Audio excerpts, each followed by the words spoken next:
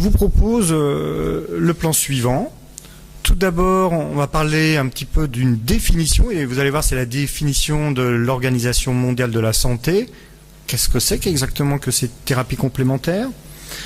Ensuite, on va faire un horizon très rapide des thérapies complémentaires en général, et puis appliquer surtout aux maladies inflammatoires de l'intestin, parce que, comme vous l'a dit Alain, je suis gastro-entérologue et non pas rhumatologue. On parlera un petit peu des rhumatismes inflammatoires. On verra l'impact de ces thérapies complémentaires sur les symptômes de la maladie et la qualité de vie. Ensuite, on fera un petit aperçu des données entre guillemets scientifiques, de ce qui a pu être prouvé à travers des études scientifiques. Enfin, on finira par une conclusion et quelques messages, et bien sûr, les 15 minutes à la fin pour la discussion. Quelques petites précisions avant de débuter. Je ne ferai pas une liste exhaustive des thérapies complémentaires. Je ne suis pas spécialiste des thérapies complémentaires. Des Mickey, oui. Et je dirais que je suis un gastro-entérologue curieux et bienveillant à l'égard de ces thérapies complémentaires. Alors, un point sur la définition. Alors, vous voyez, j'ai barré tout de suite alternatif. À une époque, on parlait de médecine complémentaire ou de médecine alternative.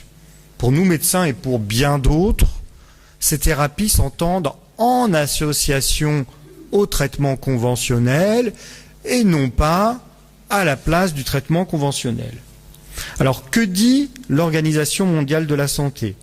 Les thérapies complémentaires sont un vaste ensemble de pratiques de santé qui ne font pas partie de la tradition ni de la médecine conventionnelle du pays et ne sont pas pleinement intégrées à son système de santé prédominant. Dans certains pays, ils sont utilisés de manière interchangeable avec le terme de médecine traditionnelle. Alors, vous voyez sur cette diapositive la multitude de thérapies complémentaires à notre disposition. Et j'ai essayé de faire un classement pour les maladies inflammatoires de l'intestin et les rhumatismes inflammatoires. Alors, pour les maladies inflammatoires de l'intestin,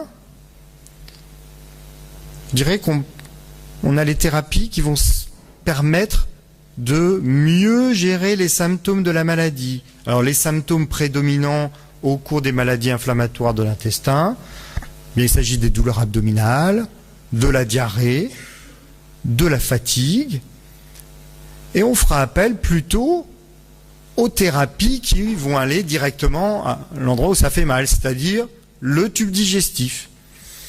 Donc on va voir préférentiellement toutes les thérapies, on va dire diététiques, les compléments alimentaires, les vitamines, les oligo-éléments, j'en passe et des meilleurs, les régimes, on va en reparler un petit peu plus tard, et puis aussi les médecines traditionnelles qui peuvent trouver leur place dans la gestion des symptômes.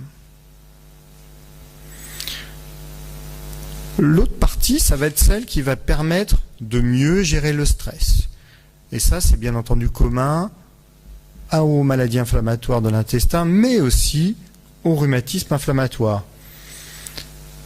Et pour gérer le stress, rien de mieux que les thérapies physiques ou de relaxation qui vont depuis le yoga, à l'acupuncture, à la sophrologie bien sûr.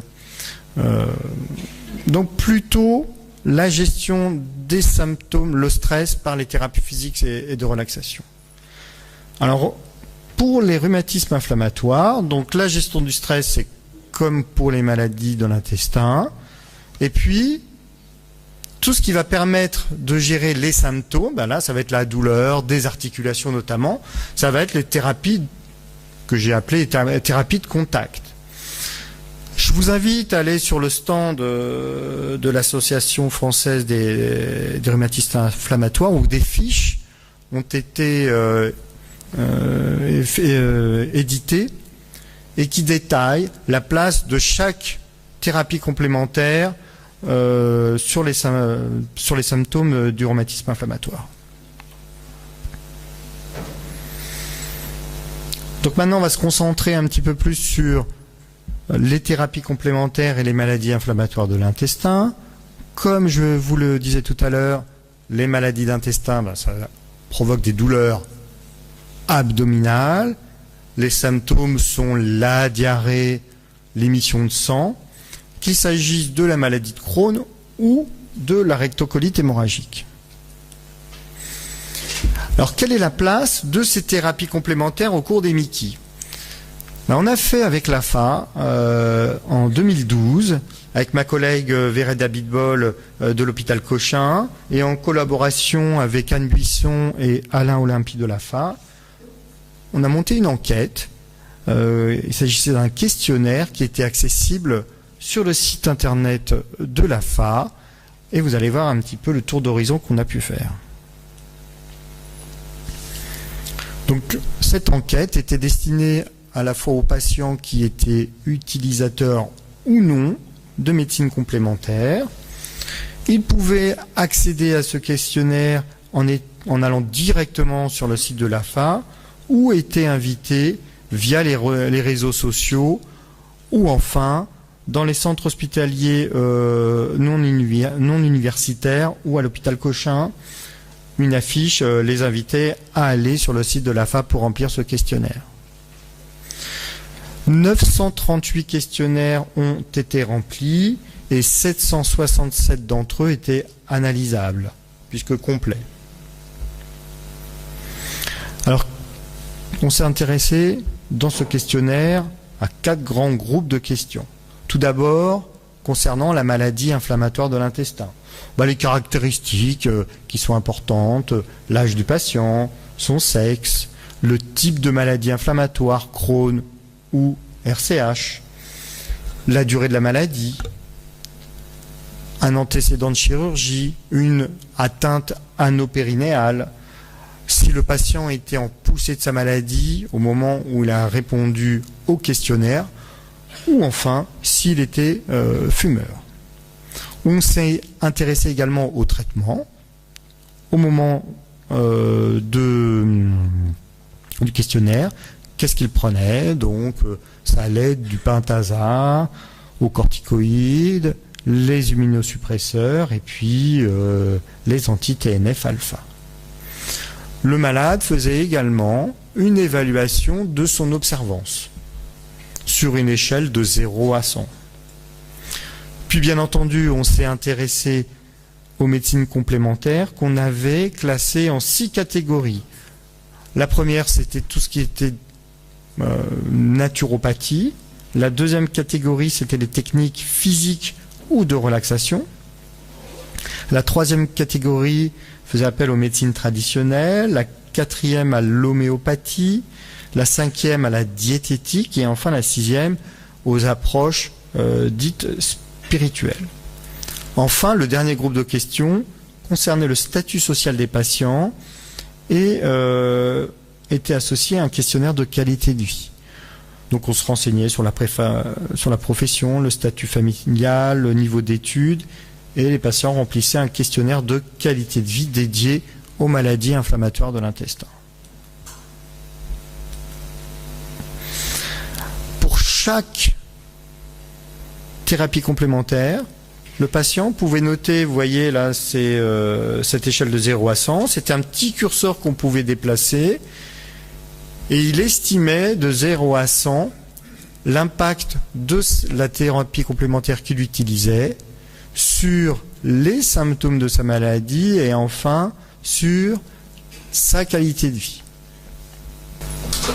Les 767 patients se répartissaient en 503 utilisateurs de médecine complémentaire, 92 qui étaient d'anciens utilisateurs et enfin 172 qui n'avaient jamais utilisé de médecine complémentaire. On a fait des comparaisons entre ces différents groupes. Voici les résultats. On voit tout de suite qu'on a une prédominance de femmes, puisque plus de 3/4 des utilisateurs étaient des femmes. Dans les maladies inflammatoires de l'intestin, on note un petit peu plus de femmes au cours de la maladie de Crohn, le sexe ratio est un peu plus de femmes, et dans la rectocolite hémorragique, c'est l'inverse. Donc vous voyez que on est largement au-dessus, avec 76% de femmes qui étaient utilisatrices de médecine complémentaire. L'âge moyen était de 37 ans. Un peu plus de maladies de Crohn que de RCH, mais c'est ce qu'on observe, je dirais, en général dans les maladies inflammatoires de l'intestin en France. Un tiers des patients avaient été opérés. 23% avaient une atteinte au niveau de l'anus. 28% étaient en poussée quand ils ont rempli le questionnaire. 18% étaient fumeurs. 53% d'entre eux étaient membres de l'AFA. 63% étaient mariés ou vivaient en couple. Et 50% avaient fait des études supérieures. Alors sur cette diapositive, je vais essayer de vous éclaircir un petit peu. En vert, c'est lorsque le patient prenait le traitement au moment de l'enquête. En bleu, c'était s'il avait pris dans le passé ce traitement, et en rouge, s'il ne l'avait jamais pris. Donc, vous voyez que dans 25% des cas, le patient avait un immunosuppresseur, et dans 25% des cas, un anti-TNF-alpha. Ce qui veut dire que malgré tout, c'était des maladies déjà assez évoluées, puisqu'elles nécessitaient des traitements parfois un petit peu complexes. Alors, quelle thérapie était utilisée? Donc on voit pour la diététique qu'elles étaient très fréquemment utilisées, en sachant qu'un même patient pouvait utiliser ou plusieurs médecines complémentaires, ce qui explique le chiffre de 1014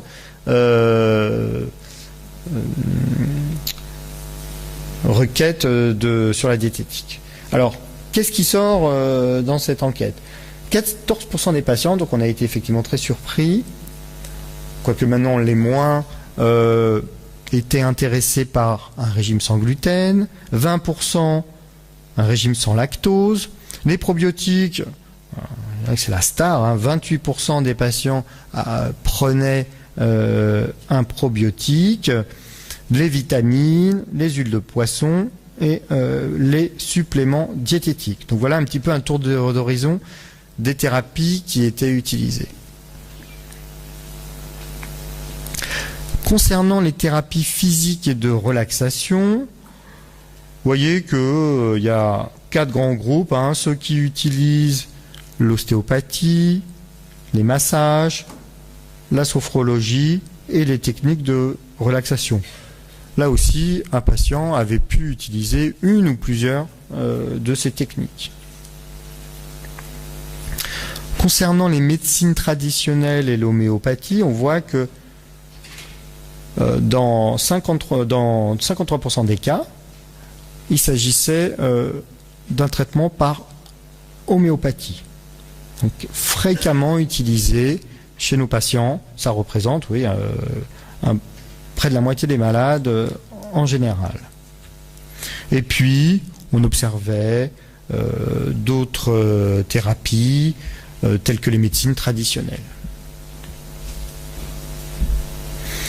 Concernant la naturopathie, vous voyez que la phytothérapie était la thérapie complémentaire la plus utilisée, suivie de l'aromathérapie, l'hydrothérapie, les boissons minérales qui étaient à la mode à une époque. Alors enfin, concernant l'approche spirituelle, déjà on voit que c'est moins utilisé que les autres thérapies. Et les 2 thérapies les plus fréquemment utilisées étaient le magnétisme et la méditation. Je rappelle que pour chacune de ces thérapies, on posait la question sur l'amélioration des symptômes de la Mickey et de la qualité de vie.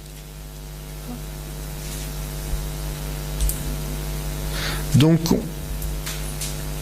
ce qui est à noter, c'est que concernant l'amélioration des symptômes de la Mickey, vous voyez en rouge, hein, environ dans 60% des cas, même les patients, du moins sur l'échelle de 0 à 100, les patients estimaient, pour les thérapies de relaxation, pour les médecines traditionnelles et pour les produits diététiques, notaient une amélioration sur une échelle sur 60 sur l'échelle de 0 à 100.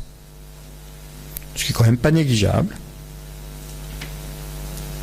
Concernant l'amélioration de la qualité de vie, vous voyez, c'est encore plus probant, puisque pour les thérapies physiques et ou de relaxation, l'amélioration était évaluée positive pour 70% des patients. Les médecines traditionnelles aussi, 68%, et les produits diététiques, 65%. Vous voyez que la méditation et les approches spirituelles sont un peu moins, on est un peu moins convaincu. Alors ça, on s'est intéressé aux facteurs qui étaient associés à l'utilisation d'une thérapie complémentaire. Et voilà ce qu'on a pu montrer, que le fait d'avoir une rétocolite hémorragique était associé à une utilisation plus fréquente des thérapies complémentaires, le fait d'être en rémission, c'est-à-dire que ne pas avoir de poussée de la maladie, être membre de l'AFA, bon, on est peut-être un peu plus curieux, peut-être un peu plus guidé, notamment sur la sophrologie, puis les autres thérapies complémentaires dont l'AFA fait la promotion. On voit qu'il y a un niveau d'études supérieur plus élevé, une qualité de vie aussi meilleure, hein. L'IBDQ, qu'est-ce que c'est que ce truc? C'est le score de qualité de vie des patients ayant une maladie de Crohn. C'est un score spécifique. Et puis, on a été un petit peu embêté par la dernière réponse, c'est que les patients qui utilisaient une thérapie complémentaire arrêtaient plus fréquemment que les autres leur traitement conventionnel. Et enfin, dernière information, seulement un malade sur deux avait informé son gastro-entérologue de cette thérapie complémentaire. Je suis pas sûr que ce soit à cause des malades, moi. Je crois que c'est peut-être plus à cause des médecins qui sont un petit peu réticents et pas forcément très bienveillants face à ces thérapies. Après, vous avez vu ce tour d'horizon des thérapies complémentaires en France, grâce à cette enquête de l'AFA.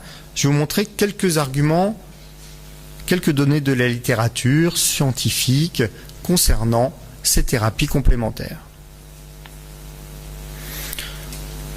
Tout d'abord, toutes les enquêtes plaident sur une large utilisation de ces médecines par les malades. Dans 30 à 50% des cas, celles-ci sont associées au traitement complémentaire. Le type de thérapie complémentaire varie aussi en fonction de l'origine géographique des patients. Les Asiatiques seront peut-être probablement plus tournés vers ce qu'on appelle nous les médecines traditionnelles, mais qui eux sont intégrés dans leur système de soins. De façon générale, il est trouvé aussi que le gastro-entérologue n'est pas informé ou peu informé par son malade, et je dirais par crainte, le malade a un peu la crainte d'en informer son médecin. Les thérapies complémentaires sont assez mal connues des médecins, même si ça commence à changer. Et puis à l'université, certaines de ces thérapies complémentaires sont maintenant enseignées, ce qui n'était pas le cas il y a ne serait-ce que quelques années.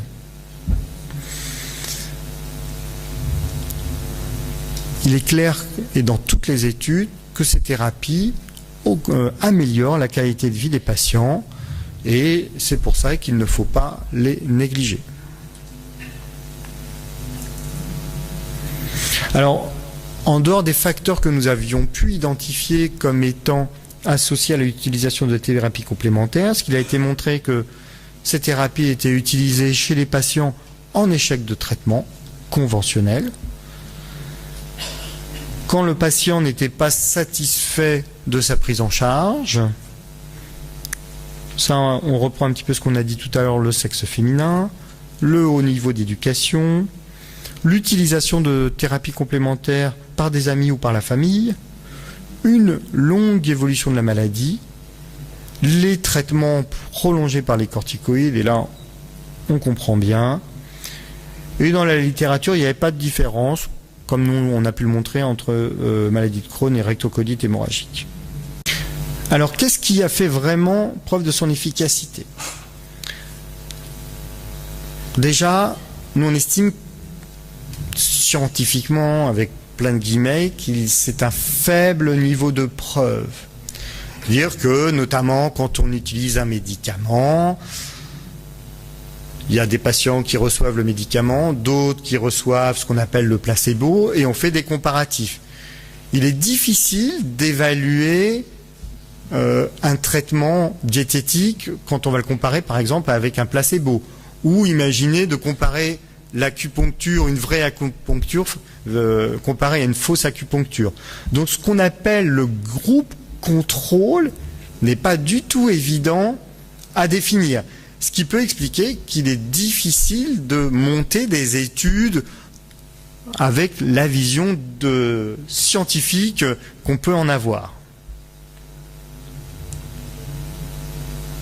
Alors le cannabis, je ne vais pas vous vanter les bénéfices du cannabis, sinon je serais hors la loi, mais malgré tout, on a des données. Alors tout d'abord qui montrent que les patients ayant une MICI seraient de plus souvent consommateurs de cannabis que la population générale, et notamment parce que le cannabis pourrait améliorer les symptômes de la maladie. Et ça, c'est scientifiquement prouvé, puisqu'il existe des récepteurs cannabinoïdes au niveau du tube digestif et au niveau du système entérique. Vous avez entendu parler du deuxième cerveau, l'intestin deuxième cerveau. Et donc, ces récepteurs seraient impliqués dans la motricité du tube digestif. En activant ces récepteurs cannabinoïdes, on a montré dans des modèles animaux une amélioration de colites qui ressemblaient à des colites inflammatoires. Le cannabis a aussi un effet sur la douleur et sur les nausées, donc ça pourrait être intéressant pour gérer les effets indésirables de certains médicaments, mais attention, je n'ai rien dit. Parce qu'en France, le cannabis est illégal. Alors c'est vrai qu'aux États-Unis ou dans d'autres pays en Europe, on peut s'en procurer, mais sous une forme bien, avec un dosage bien déterminé, etc. Bon, en tout cas, c'est intéressant à connaître. Une étude contrôlée a montré que le cannabis améliorait la qualité de vie des patients qui l'utilisaient. Le curcuma. Alors le curcuma, c'est bon. Je ne sais pas si vous en utilisez dans votre alimentation, ça colore. C'est bon, mais si on veut l'utiliser au cours des maladies inflammatoires, il y a des études qui ont montré que le curcuma avait un réel effet anti-inflammatoire. Mais si on veut l'utiliser, il faut le prendre à bonne dose, et les doses recommandées, c'est entre 1 et 3 grammes. Donc, c'est pas en saupoudrant votre alimentation d'un peu de curcuma que ça va pouvoir aider à gérer les symptômes. Les huiles de poisson, ça a été proposé à une époque comme traitement diététique, avec plutôt des résultats décevants et en plus une odeur très désagréable. Alors les probiotiques, c'est la grande mode. Dans la maladie de Crohn, à ce jour, on n'a pas encore pu identifier de souche ou la quantité de probiotiques qu'il faudrait administrer pour que la maladie soit, pour améliorer les symptômes de la maladie. En revanche, dans la rectocolite hémorragique, on a plus de données et il y a des Italiens notamment qui se sont intéressés à un mélange de plusieurs probiotiques, le VSL3, qui pourrait être intéressant pour maintenir la rémission de la rectocolite hémorragique. Les médecines chinoises, l'acupuncture ou la moxibustion. Alors, qu'est-ce que c'est que cette moxibustion? On stimule les points d'acupuncture par de la chaleur. Des études contrôlées qui ont montré que ça réduisait l'inflammation et que ça pouvait améliorer dans nos modèles animaux l'inflammation et donc les colites.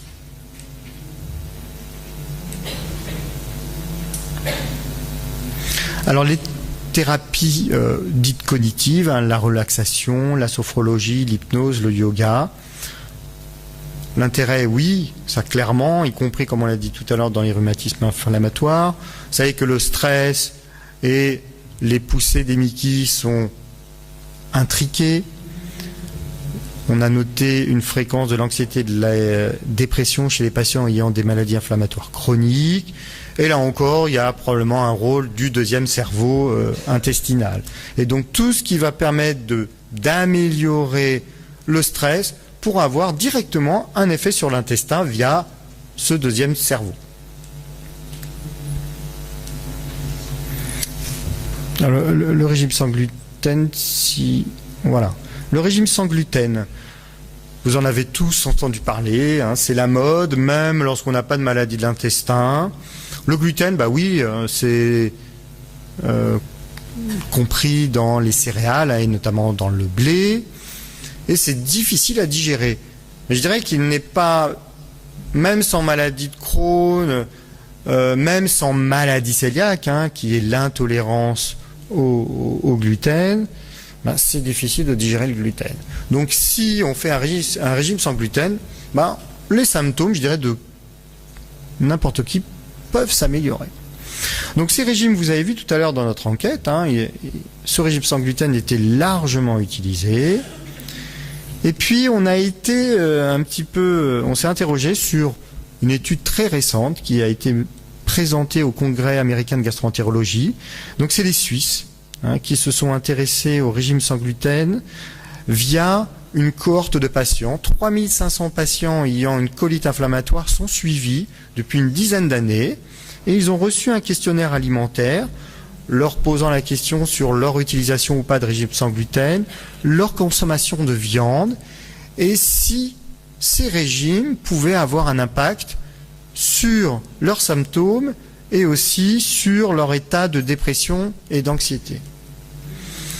37% des patients ont retourné leur questionnaire, donc c'est un peu plus d'un malade sur 3.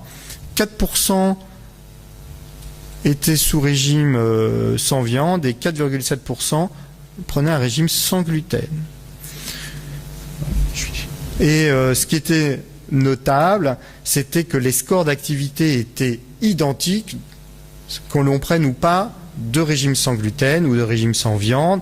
Et en revanche, c'est ça qui nous a quand même interrogé, c'est que le taux de dépression et d'anxiété était plus élevé chez les patients qui ne consommaient pas de gluten.